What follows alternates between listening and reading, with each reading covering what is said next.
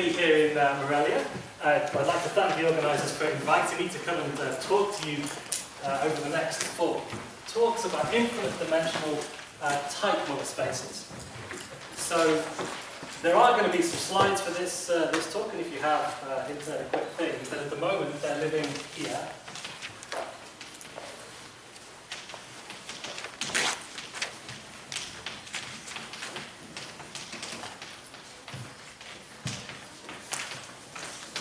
So eventually, hopefully, these will appear on the conference website. But for now, if you want to follow along and see what I missed, what I skip in my slides, then you can check it. This is an AF underscore, not AE.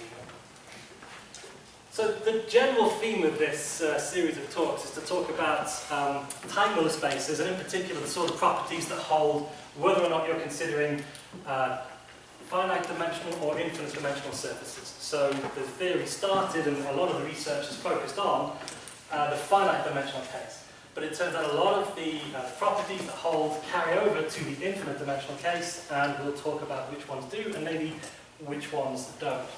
So there's a lot of very good texts which deal with the general Teichmüller theory, quasi-conformal maps, those sorts of things.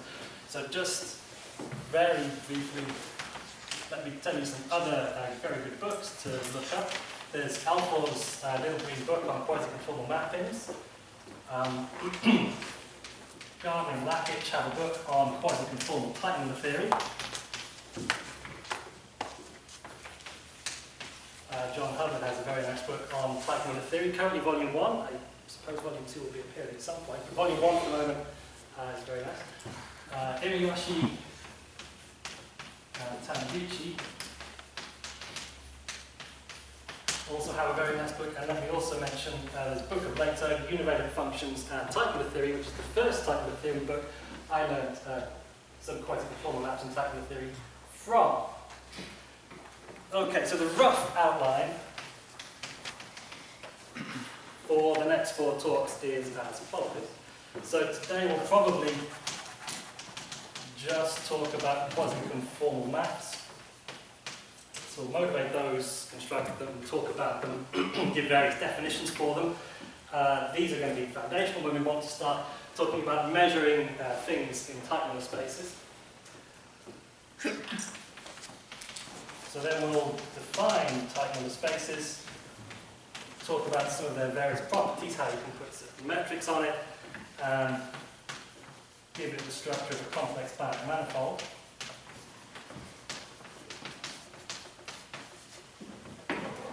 And we'll talk about various properties of it. Then we'll go on to talk about extremal maps. So these will be extremal quasi-conformal maps, and for which, if you want a good reference, you should look up the survey paper of Edgar Wright, and how extremal maps link to geodesics in Teichmüller space.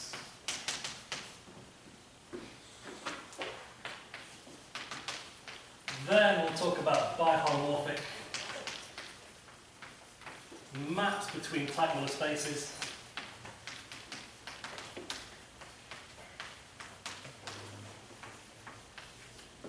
And a bi-Lipschitz counterpart. So we'll talk more about that in the 3rd or 4th talk. And then my buffer slides, if I go really quickly.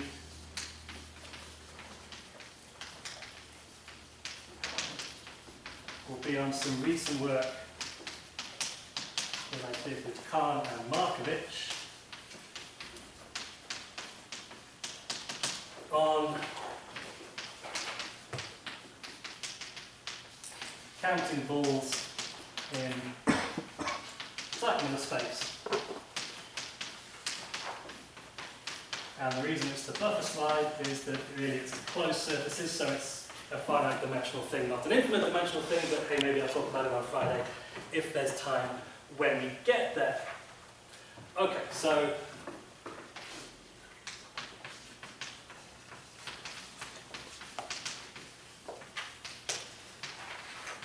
the first topic we're going to talk about is quasi-conformal mappings. Now I'm probably going to aim a little bit low here and make me go fairly slowly. So maybe I'm just going to tell you things that everybody already knows. If that's the case, well, just enjoy being in Mexico, or if you've got jet lag, kick back and relax. Just, that's all it's going to be. So I come at this topic from complex analysis. So let's start with the topic from complex analysis, conformal maps. So what's a conformal map? Well, it's holomorphic. The derivative isn't zero. So if you look infinitesimally, what happens with a conformal map, then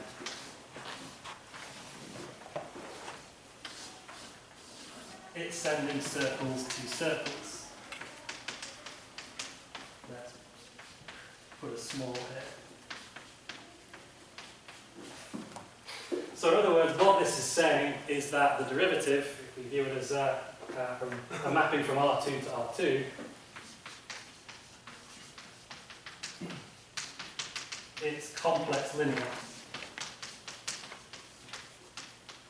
So if we write down what the derivative is as a matrix, so the matrix representing, say the derivative at a point z0, is going to be given by a scaling composed with a rotation through the argument of the derivative. And both these mappings are mappings which send circles to circles. So the derivative is D, complex linear map.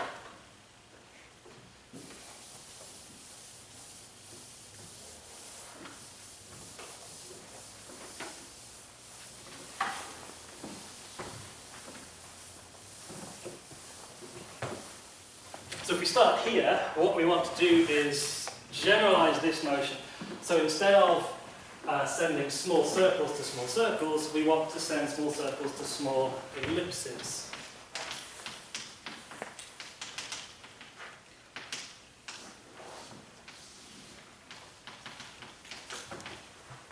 So small circles are now being sent to ellipses.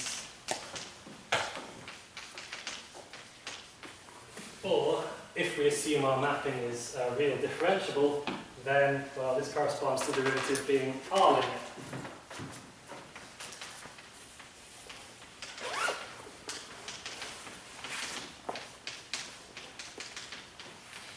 So the derivative isn't necessarily now going to be a composition of a rotation and a scaling. It might have other linear maps involved as well. But what we want to have is that we have a bounded amount of stretching. So we look at all the points in our domain and we see what the ellipses look like on small scales, and we don't want the ellipses to get too stretched over the domain. We want to have some bound on how much stretching is going on. So the only thing here is that we're assuming for the moment that our mapping is real differentiable. But this is not desirable. So we don't want to assume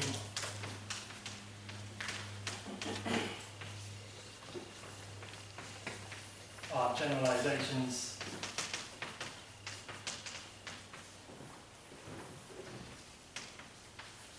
are differentiable. So we want to allow other mappings to be quasi-conformal without requiring they be differentiable, and the reason for that is we will want some nice compactness properties.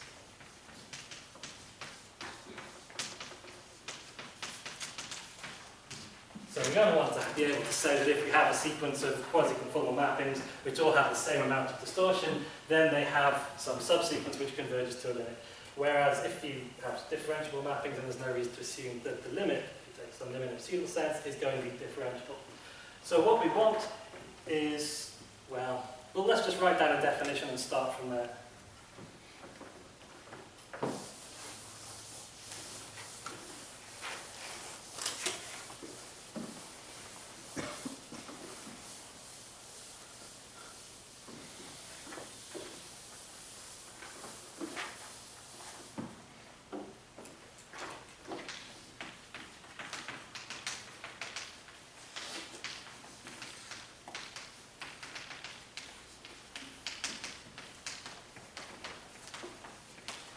So we'll see there's actually a number of different equivalent ways of defining quasi-conformal maps. We're just going to start by defining them with the analytic definition. So let F from a domain U with U be a homeomorphism. Well, then we say F is quasi-conformal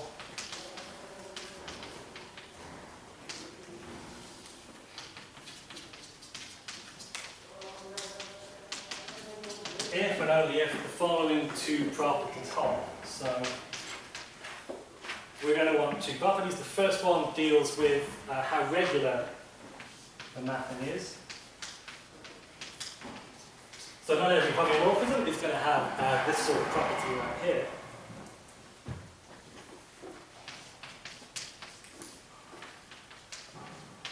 If I've got my indices in the right places, what we want is F to live in some Sobolev space, which essentially just means that F has L2 integrable partial derivatives.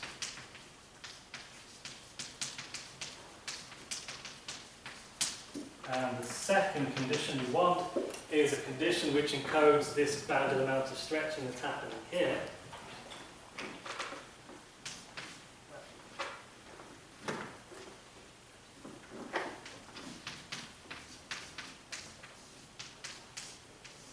Well, we want there to be some small k in 0, 1, such that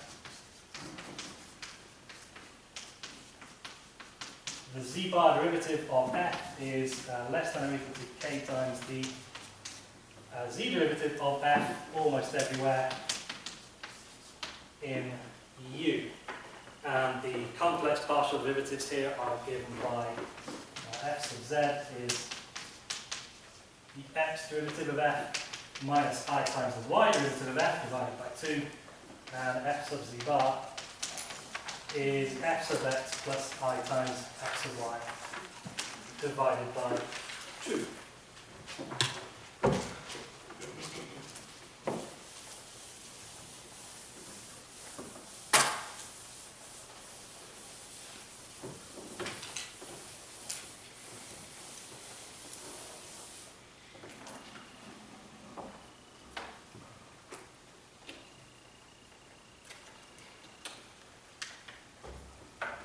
Okay, so the regularity condition tells us that we have integral partial derivatives almost everywhere. It doesn't, however, imply that f in fact itself is differentiable. But condition 1 does imply that f is differentiable in the real sense almost everywhere. So it's nearly nice. We don't have to take this Sobolev space definition either. There are other equivalent regularity conditions we can take. So condition 1 is equivalent to f being absolutely continuous on almost every horizontal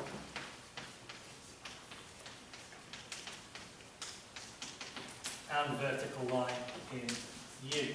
So being absolutely continuous on a line means that we can basically find some function and then integrate that function to give f. So on a line L,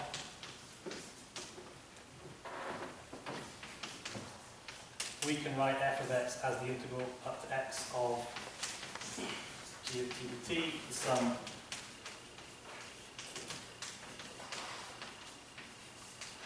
integral function g. So you can either take the Sobolev space definition or the absolutely continuous on almost every vertical and horizontal line definition.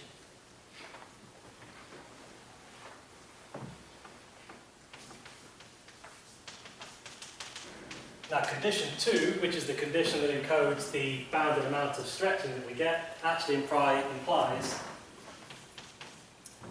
that f is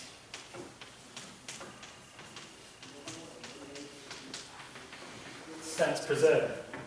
So as an exercise, the Jacobian of f is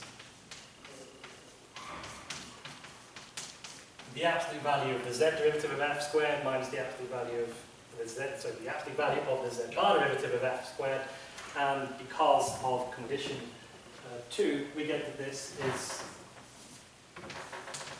greater than 0 almost everywhere. So we are sense preserved.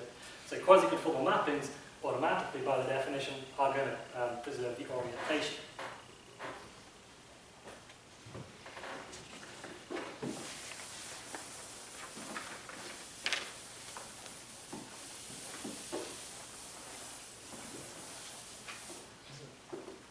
What does sense mean?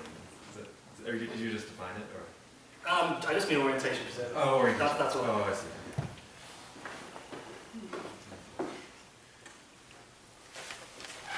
Okay, so given a QC map with this K, we define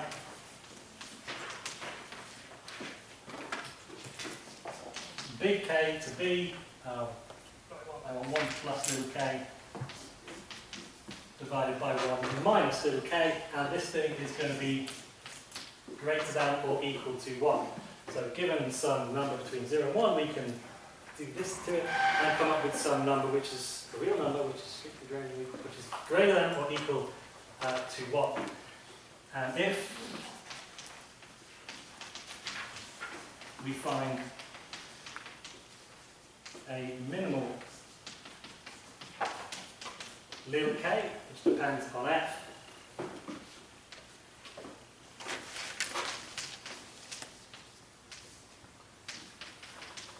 then f is said to be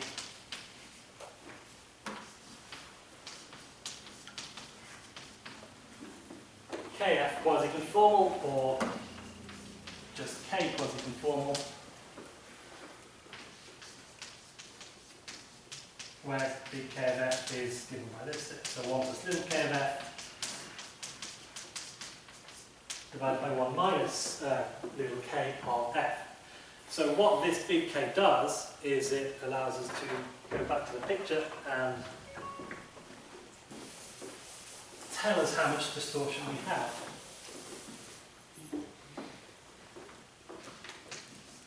So a K quasi-conformal map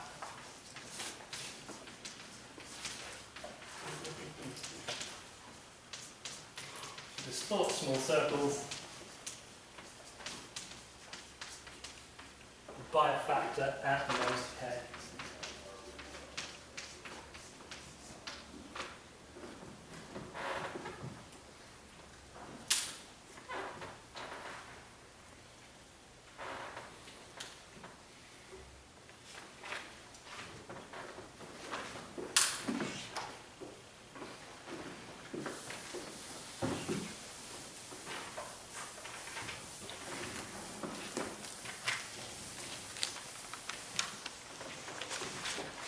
Okay, so let's suppose we have a conformal map.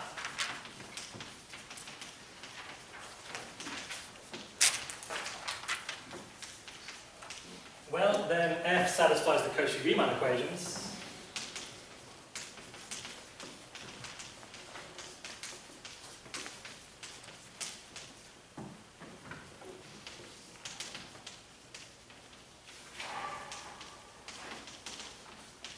Which can be written in shorthand that the z-bar derivative of f is identically 0.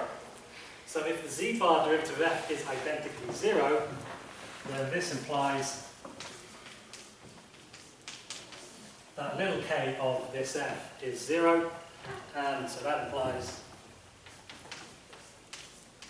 big K of this f is 1. So if you have a conformal map, it's dilatation, I should probably call this a dilatation.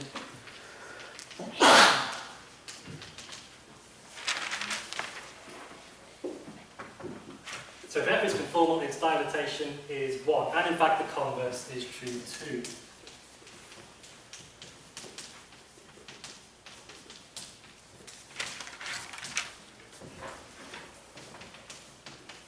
So one quasi-conformal map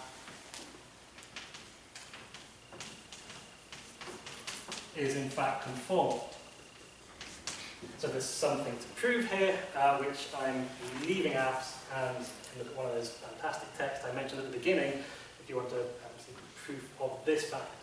But what this is telling us is that the dilatation we have gives us a way of measuring how far away our quasi-conformal map is from a conformal map. So the dilatation on F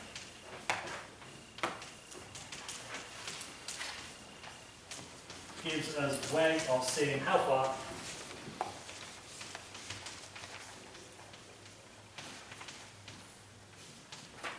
in some sense F is from a conformal map.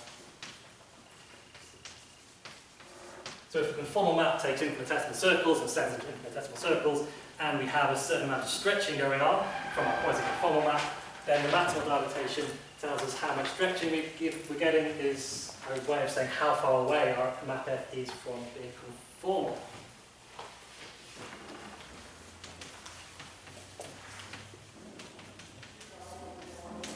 So as an example, how about we take the mapping which just stretches in the x direction,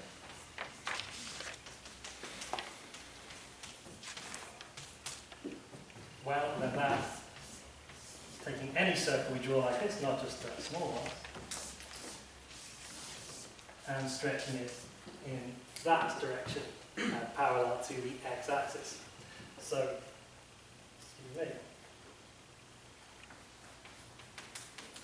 If you want to find out what the maximal dilatation of this is, well, we can write f of z in the form, I think k plus 1 over 2 times z plus k minus 1 over 2 times z bar.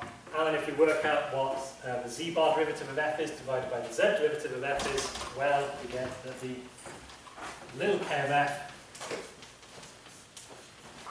is k minus 1 divided by k plus 1. And then if we work out big K of f, we get some slightly notation dodgy thing, that big K of f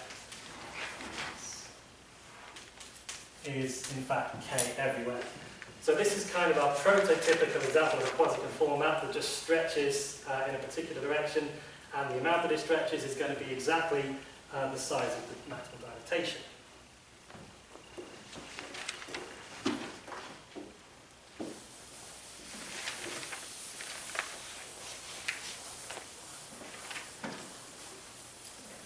As a quick question, what goes wrong that we don't want to consider k being less than 1 in this example? You can consider k to be less than 1, and it still will be quasi-conformal. It will still have the same maximal dilatation. It's just 1 over k. You want? yes, sorry, yeah. Just for no particular deep reason.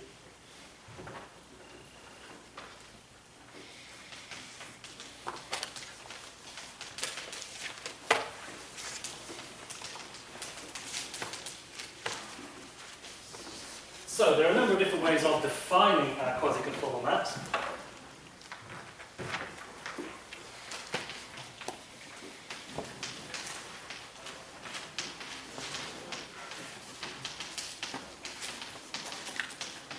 Firstly, let's talk a little bit about modules of quadrilaterals. How long do I have, by the way? You still have until 10. 10. Around, I mean, plus minus epsilon. So, the module of a quadrilateral, this is related to the Groth problem.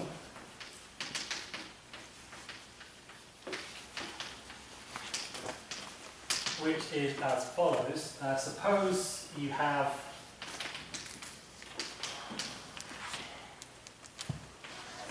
a mapping F from one rectangle to another rectangle.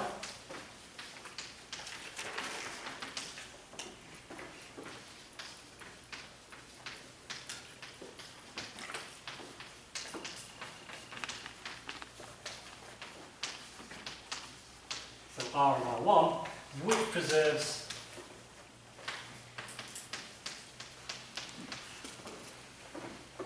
the vertices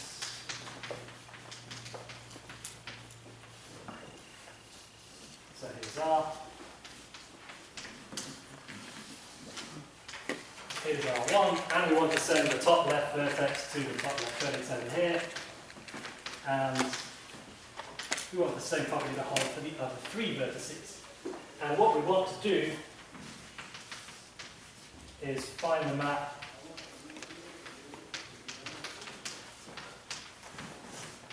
with smallest dilatation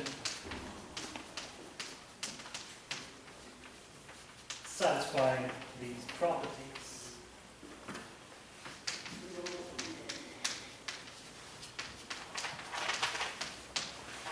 So if we're just given one rectangle R and another rectangle R1, and we want to map one onto another, we can do it conformally if we don't care about the vertices, just by the Riemann mapping theorem.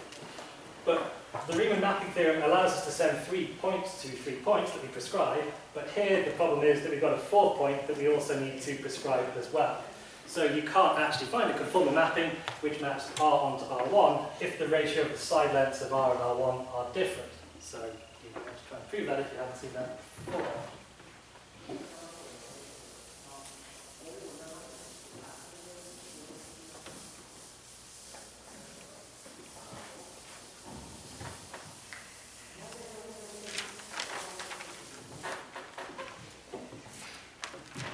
Okay.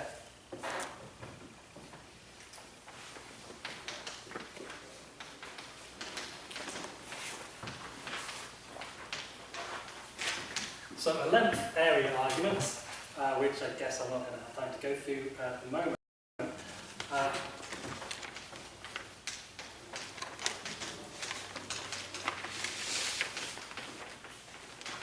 shows that the affine stretch of the form that I've just written off here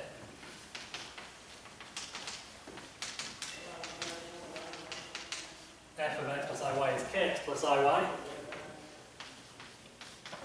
solves the problem, and it solves it uniquely. So we can do some normalizing here by just dilating in the domain of the image, so we can assume this is 0, this is I. This is I plus alpha, and this is alpha, and then if this is 0, I, this is going to turn out to be I plus k alpha. K alpha. Again, I'm assuming k is bigger than 1, but less than 1 too. Well, this mapping here stretches this rectangle onto that rectangle, and if you have any other mapping, any other quasi-conformal mapping which maps this rectangle onto that rectangle and sends each of these 4 corners to their respective corners, then it's going to have larger maximal dilatation than this k here. So related to this, we can define what a quadrilateral is.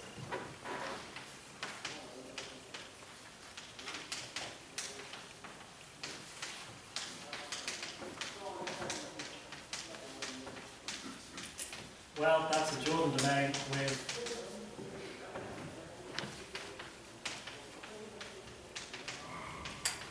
four prescribed boundary points. And what we can do with any Jordan domain like this is map it onto a unique rectangle of this form. So we can map and do it conformally too.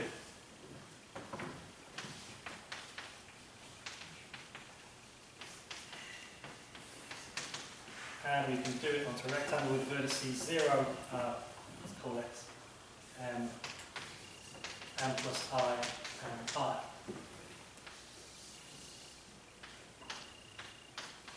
So here's Q, and we can map it conformally onto R. So what we then say is that the module of this quadrilateral is the ratio of the side lengths, which, as I've normalized it here, is just m. So the module of Q is defined to be the m that we have here.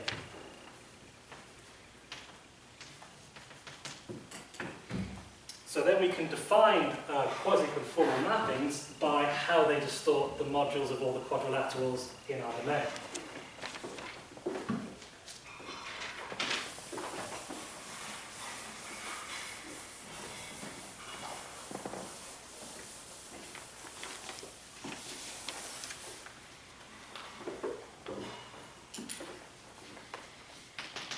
So f from the domain U to f of U is quasi-conformal if and only if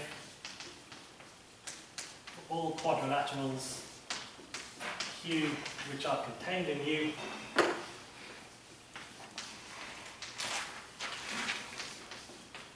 we get the quasi-invariance that the module of f of Q is between 1 over k times the module of Q and k times the module of Q. Let's put a k here. So f is k quasi-conformal if and only if this double inequality holds for all quadrilaterals Q contained in our domain. So if we just have an affine stretch, then we're immediately going to get this root problem.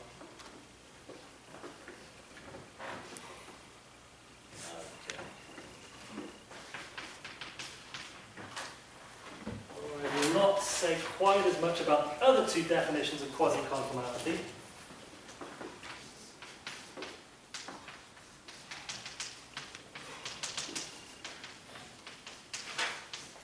Well, let's just say a function f from U to f of U is quasi-symmetric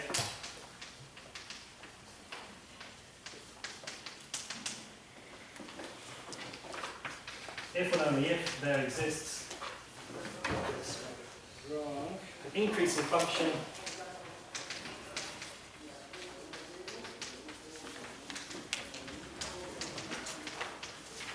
eta from 0 tending to 0 infinity such that so the idea of quasi-symmetric functions is to look at 3 points and see how mapping distorts the distances between those 3 points. So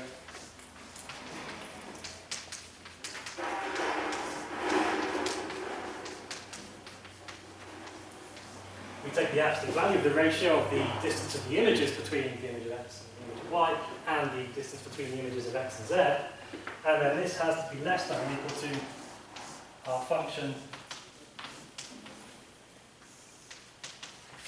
applied to the absolute value of the ratio of the distances between x and y and x and z.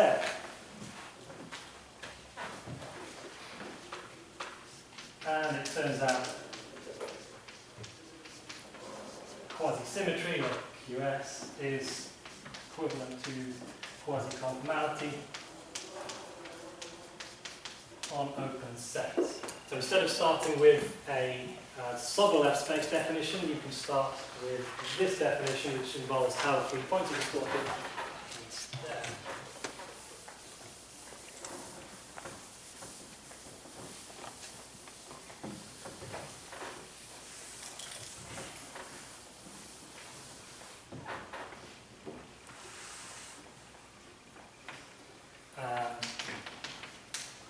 Finally, let's have. Is zero nothing mapped to zero? I mean, or something about properness? Or Oh, you mean how we define? yeah, or eta. I guess it needs to be.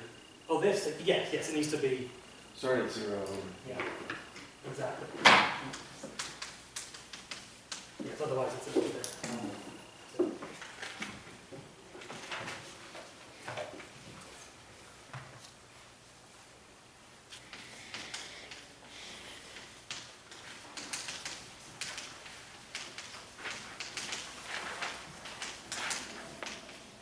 Okay, so homeomorphism is quasi-conformal if and only we have the following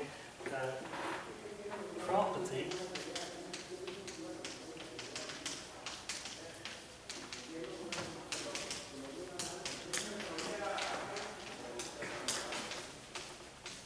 Well, we want a constant h such that the following is true. Well, if we take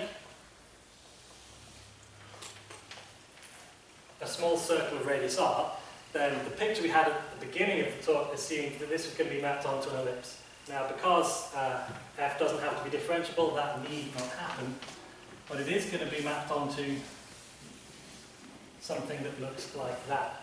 So what we can then do is, because it's a homomorphism, we can find the smallest circle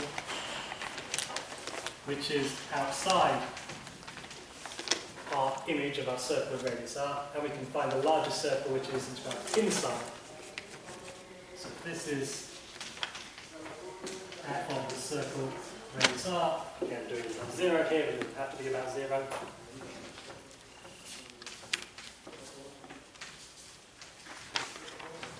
Then the largest circle we can inscribe inside, we can give it the radius beta sub r, and the one outside we can call circle of radius alpha sub r.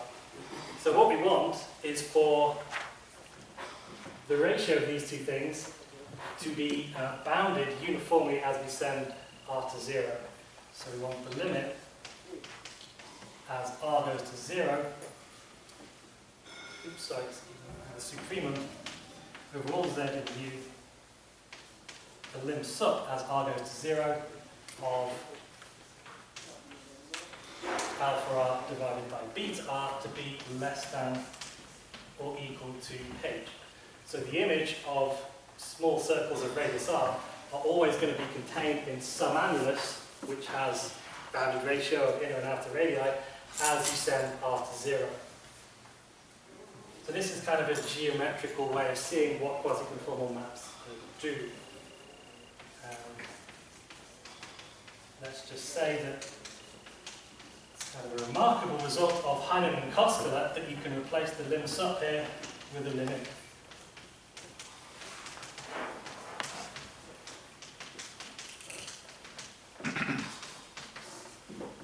So you just need a sequence of bars so that this holds to get quasi-conformality.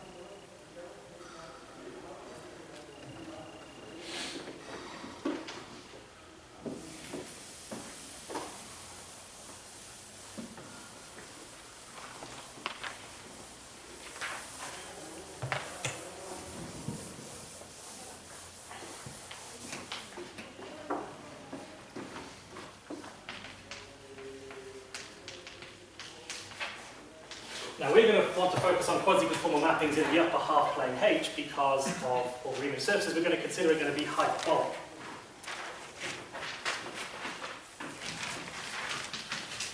Well, if f is quasi-conformal and f maps the upper half plane into itself, then f extends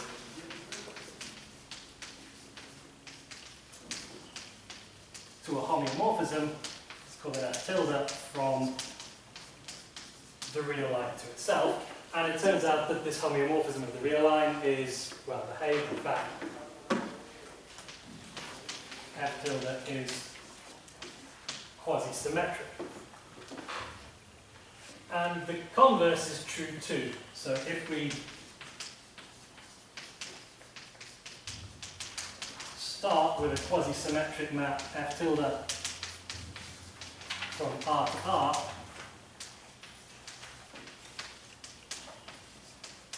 we can produce quasi-conformal extensions of f tilde to a QC map f from H to H. So the extension isn't unique, there's lots of them. I believe the first was the Stirling-Alfors extension, which can be written down with an explicit formula. So it gives you f explicitly in terms of f tilde. And one that's much used these days is the Labiel, or also called the barycentric extension, which is very useful because it is conformally natural. Which means if you take a quasi-symmetric map of the real line to itself and you pre- and post-compose by Möbius transformations, then the extension would agree to the extension you get if you, well, I mean, like this. The extension of A composed of F tilde composed of B to any other extension is A composed of the extension of F tilde composed of B. If A and B are Merlitz maps.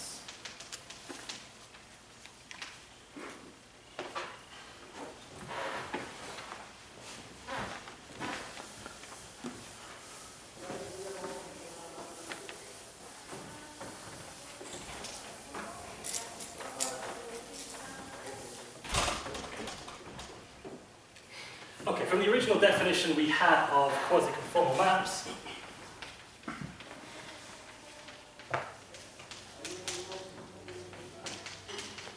we have the distortion condition that the z-bar derivative of f is less than or equal to k times the z-bar derivative of f. So what this means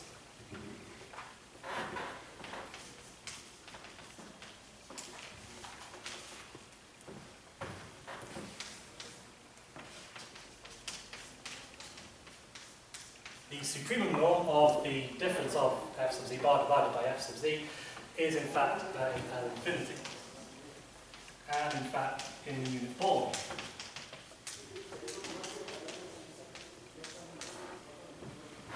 Let's call it b of h of L infinity of h. So you see various notations for unit balls of L infinity. I'm going to use B, which stands for ball, and it also stands for Beltrami.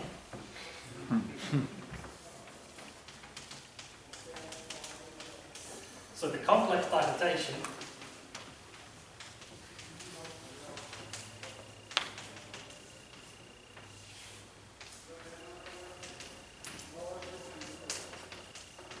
which I might also call Beltrami coefficient or Beltrami differential,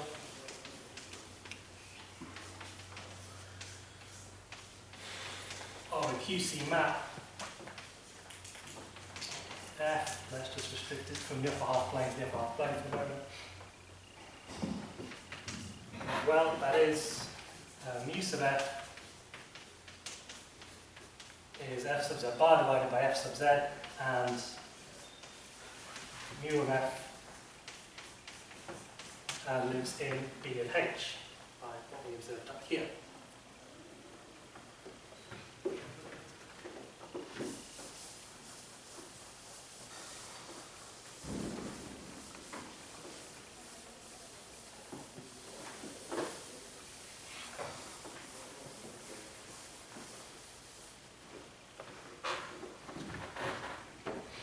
So just to go back to our example that we keep in the back of our mind, our affine stretch in direction k, then the complex dilatation of this thing is identically k minus 1 divided by k plus 1, which does indeed live in this number here.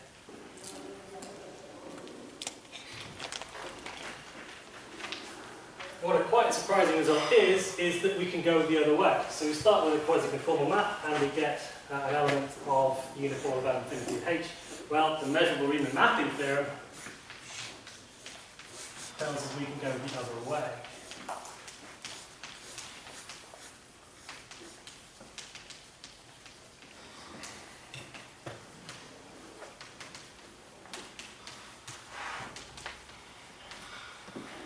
So if we start with some element in B of h, well, we can solve the Beltrami differential equation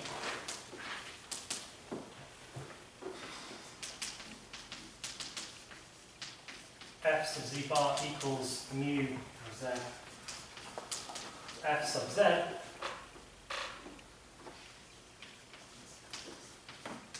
and get a unique quasi-conformal map f upper mu from the upper half plane to itself, which fixes 3 points, let's say 0, 1, and infinity. Okay, this is only defined on H, but we know if you have a quasi-conformal mapping, it extends to R, and in fact infinity 2, so we can require that these 3 points are fixed. And the complex dilatation of f up mu is just mu. So what this tells us is that we can go back and forth between normalized quasi-conformal self-maps of H, so normalized to fix those 3.01 and infinity, and let's just say elements of the unit ball of n infinity of H.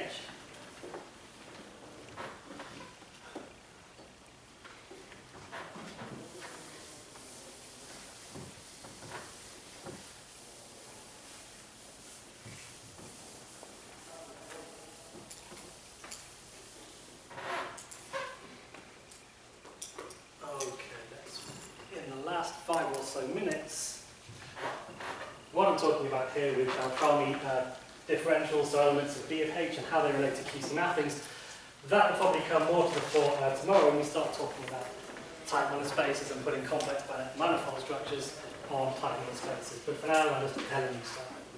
Try and remember it for next time.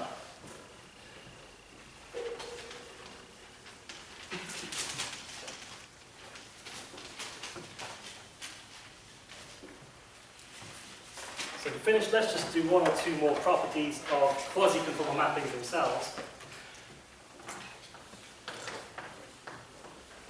Well, QC maps are not closed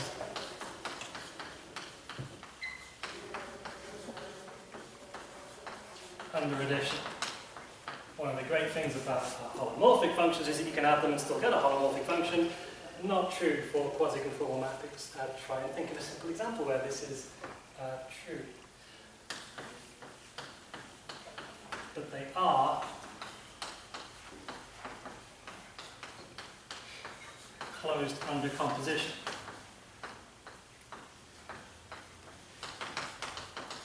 So you take one quasi-conformal map for the upper half plane to itself, and then another one, you compose them, and you will get another quasi-conformal map. So if F and G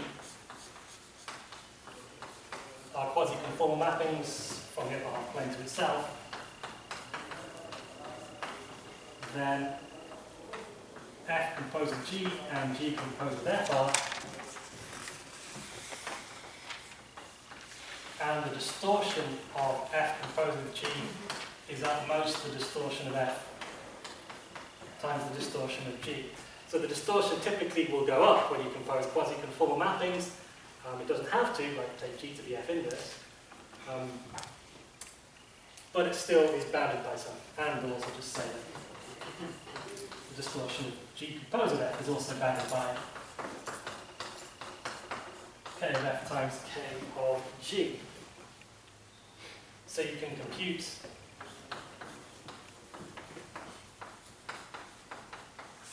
that the complex dilatation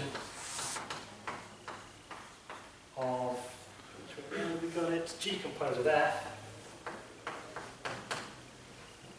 This has the following form, so it's mu sub F plus R sub F, mu sub G composed with F divided by 1 plus R sub F, mu sub F bar, mu sub G composed with F, where R sub F is F sub Z bar divided by F sub Z, so R of F has absolute value 1. So this kind of looks like a Möbius transformation, and you can take advantage of that when you want to try and prove things about the complex dilatation of compositions by sometimes appealing to the corresponding Möbius map properties that you get here. So for example,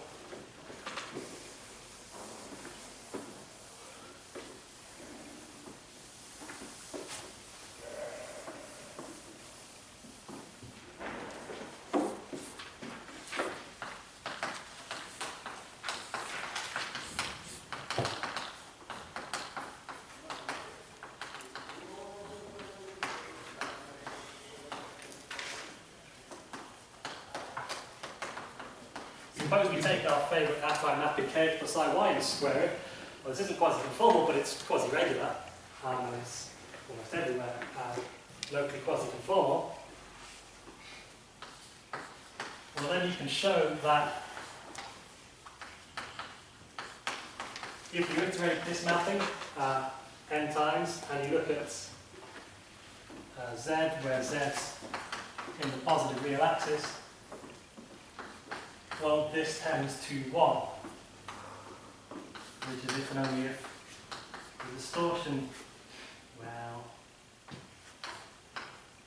how will I write this? Let's leave it like that.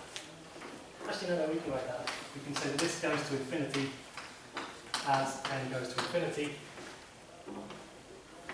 And this is by taking advantage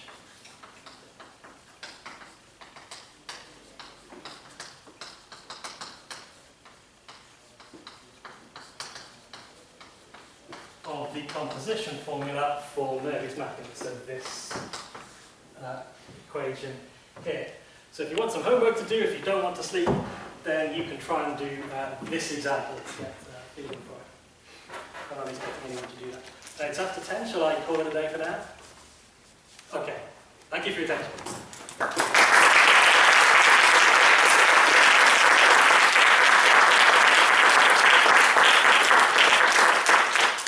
Thank you, Alastair. Are there any questions? Well, I have a question for you. Is this too fast, too slow? Okay. You get me for 3 more talks, so. In the theorem you put the measurable Riemann theorem. What's the regularity? Just that it lives in the unit ball of L infinity of h, so it's a measurable function, which is way nastier than how smooth the quasi-conformal mapping is. So that's why it's a sort of unexpected theorem that you can relate quasi-conformal mappings, which are differentiable almost everywhere, to something that lives in L infinity of h. So the solution of the equation is the differential equation. The solution is quasi-conformal, so it will, or you can construct it so it's quasi-conformal. No more questions? No? Then if not, we thank Alastair again.